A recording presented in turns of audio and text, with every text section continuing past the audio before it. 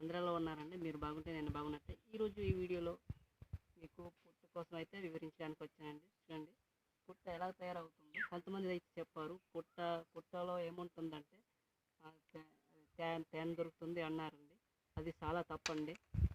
అంతకంటే ముందు ఇందులో చాలా విషపూరితమైన పురుగులు అనేది ఉంటాయండి. పాములు కానీ, జెర్రీ, తేలు కానీ వంటి విషపురుగులు అనేది ఉండడానికి చాలా ఎక్కువగా ఉంటాయండి. మరి తేనె ఎలాగుంటుందండి?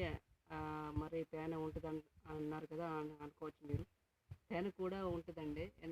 అది ఎలా గుర్తించాలంటే, మనం ఈ రంధ్రాలు ఉన్నాయి కదండి, ఈ రంధ్రాల్లో వాటిని పురుగులు అనేది అంటే తేనెటీగలు అనేది వాళ్తాయి.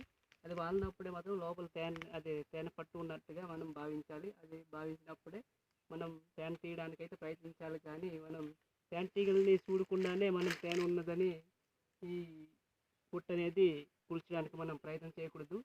చాలా ప్రమాదం. ఇందులో చాలా విషపూరితమైన పురుగులు ఉంటాయి కాబట్టి మనం వీటిని కూల్చడానికైతే మనం ట్రై చేయకూడదు.